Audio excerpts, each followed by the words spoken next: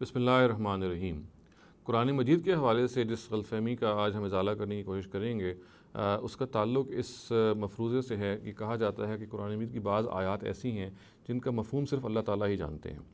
چنانچہ ظاہر یہ سوال پیدا ہوتا ہے کہ اگر قرآن میں ایسی آیات موجود ہیں جن کا مفہوم صرف اللہ تعالیٰ ہی جانتے ہیں تو پھر وہ آیات وہاں موجود کیوں ہیں، ان سے ہدایت پھر کیسے حاصل کی جا سکتی ہے، اور پھر یہ بھی کیسے معلوم کیا جا سکتا ہے کہ وہ کون سی آیات ہیں کہ جن کا مفہوم صرف اللہ ہی جانتے ہیں اور وہ کون سی آیات ہیں کہ جو انسان ان کا مفہوم جان سکتے ہیں۔ تو یہ سوال اس لیے پیدا ہوا ہے کہ قرآن مجید میں ایک موقع پہ قرآن نے فرمایا ہے کہ اس کی دو طرح کی آیات ہیں، ان میں سے ایک محکم کہلاتی ہیں اور ایک متشابہ کہلاتی ہیں۔ اور آگے جا کے میں یہ آیت آپ کے سامنے پڑھ دیتا ہوں، پھر تفصیل سے میں آپ کو بتاؤں گا کہ آگے جا کے جو لفظ آئے ہیں وہ کس طریقے سے ریلیٹ ہوتے ہیں اور لوگ اس کا یہ ترجمہ کرتے ہیں۔ چنانچہ سورہ آل عمران میں جو الفاظ ہیں وہ یہ ہیں کہ هو الذی انزل علیک الکتاب منہ آیات محکمات ہن ام الکتاب واخر متشابہات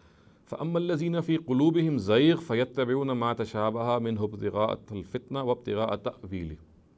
وما یعلم تأویلہ الا اللہ۔ تو اس کا سادہ ترجمہ یہ ہے کہ وہی ہے جس نے تم پر یہ کتاب اتاری جس میں آیات محکم بھی ہیں جو اس کتاب کی اصل ہیں،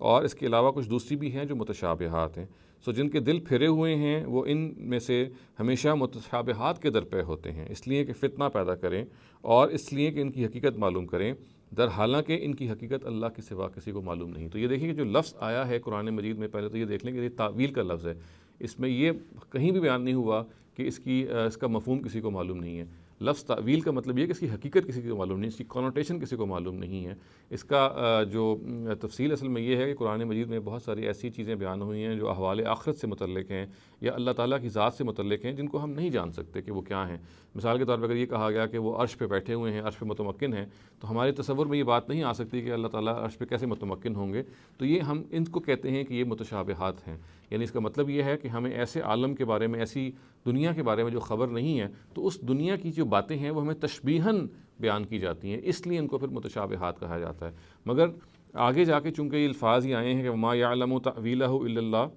کہ اس کی صرف حقیقت اللہ ہی کو معلوم ہے، تو لوگوں نے یہ سمجھا کہ غالباً متشابہات سے مراد مشتبہات ہے، یعنی وہ چیز جو مشتبہ ہو جائے، جو اس لیے کا ترجمہ بھی انگریزی میں ایمبیگوس کر دیا جاتا ہے، اردو میں متشابہات کا مفہوم یہ بیان کر دیا جاتا ہے کہ وہ چیزیں ہیں کہ جن کا مفہوم نہیں جانا جا سکتا،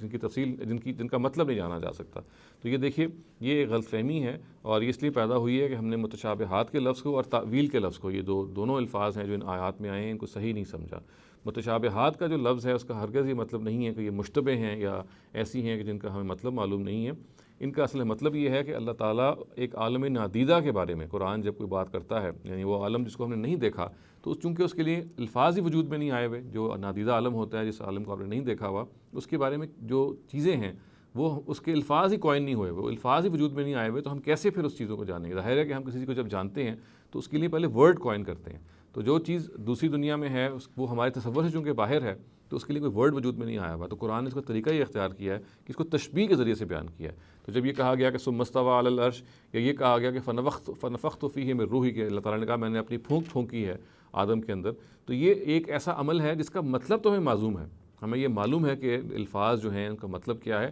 لیکن اس سے مراد کیا ہے، یہ کیسے ہوا، یہ ہمیں معلوم نہیں ہے۔ تو یہ ہمیں ذہن میں رکھنا چاہیے کہ قرآن مجید کی جو متشابہات آیات ہیں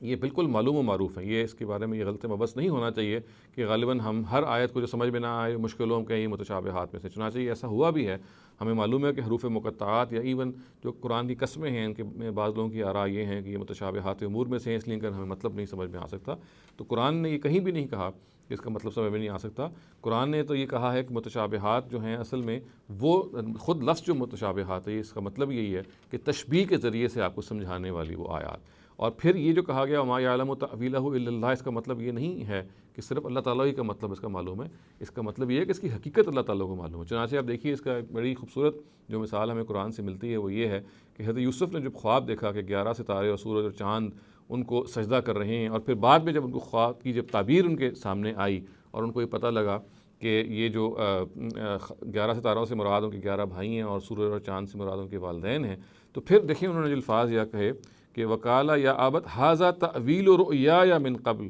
قد جعلها ربی حقا، بالکل وہی لفظ تعویل کا استعمال ہوا ہے، اور اس نے کہا ہے میرے باپ یہ ہے میرے خواب کی تعبیر، یہ ہے میرے خواب کی حقیقت، میرے رب نے اس کو سچ کر دکھایا۔ گویا کہ اس میں بھی یہ بات کہ سورج جو ہے وہ سجدہ کر رہا ہے یا چاند ستارے سجدہ کر رہے ہیں، تو یہ عربی کے الفاظ ہیں، ان کا مطلب معلوم ہے، ان کا مطلب ہمیں ظاہر ہے کہ معلوم ہے کہ سجدے کا کیا مطلب ہے، سورج کا کیا مطلب ہے۔ البتہ اسے مراد کیا ہے، وہ مراد تب معلوم ہوئی کہ جب حضرت یوسف کے سامنے اس کی تعبیر سامنے آئی کہ مراد ستاروں سے اصل میں ان کے بھائی تھے، مراد سورج اور چاند سے ان کے والدین تھے، تو یہ حقیقت ہے، یعنی یہ خواب کی حقیقت ہے جو بعد میں معلوم ہوئی ہے۔ تو یہاں پہ بھی آپ یہ سمجھ لیجیے کہ یہ جو آیات ہیں، یہ جب یہ کہتی ہیں کہ ان آیات کے بارے میں صرف اللہ ہی جانتے ہیں، تو اس کا یہ مطلب نہیں ہے کہ مفہوم جو ہے وہ صرف اللہ جانتے ہیں، اس کی حقیقت اللہ ہی جانتے ہیں۔ یہ بات کہ عالم نادیدہ میں وہ جو معاملات کیسے ہوں گے، یہ اپنی کانوٹیشن اور اپنی حقیقت اور اپنی ریئلٹی کے اعتبار سے صرف خدا کے علم میں ہے، مگر جہاں تک مفہوم کا تعلق ہے اس کو ہم سمجھ سکتے ہیں۔ جب ہم کہتے ہیں ثم استویٰ علی العرش کہ اللہ تعالیٰ عرش پہ متمکن ہوا، تو یہ الفاظ ہیں، ان کا مطلب ہمیں سمجھ میں آ رہا ہے، البتہ اس کی حقیقت کے بارے میں اللہ تعالیٰ نے یہ کہا ہے کہ صرف وہی جانتے ہیں۔ تو یہ خلط مبحث ہمیں نہیں رکھنا چاہیے اور یہ نہیں اس بارے میں پڑھنا چاہیے کہ قرآن مجید کی جو آیات ہیں وہ شاید بعض ایسی ہیں جو متشابہات ہیں، جن کا مطلب بھی نہیں سمجھ سکتے۔ ایسی بات اگر ہے تو اس مفہوم میں ہے کہ قرآن کی صرف وہی آیات ہیں جو متشابہات میں سے ہیں، جو ایک ایسے عالم کے بارے میں، ایسے احوال کے بارے میں جن کو آپ نے نہیں دیکھا، آپ نے خدا کی ذات کو نہیں دیکھا، آپ نے آخرت کے بہت سارے احوال کو ایکسپیرینس نہیں کیا، تو اللہ تعالیٰ ان چیز کو تشبیہ کے اسلوب میں بیان کرتا ہے، تو اس لیے ان کو متشابہات کہتے ہیں۔ اور خود دیکھیے قرآن نے یہ کہا گیا ہے کہ قرآن کی جو اساس ہے، منہ آیات محکمات ہن ام الکتاب، جو کتاب کی اصل ہے وہ محکم آیتیں ہیں، وہ ان میں تشبیہات یہ بیان نہیں ہوئی ہوئی، یہ صرف ایک ایکسٹرا انفارمیشن ہے جو اللہ تعالیٰ اس میں آپ کو دے دیتے ہیں آپ کی اپنی تسکین کے لیے کہ آپ یہ جان لیں، ورنہ اصل جو ہدایت ہے وہ محکمات میں موجود ہے جو اصل قرآن ہے۔ اقول قولی ھذا واستغفر اللہ لی ولکم ولسائر المسلمین والمسلمات۔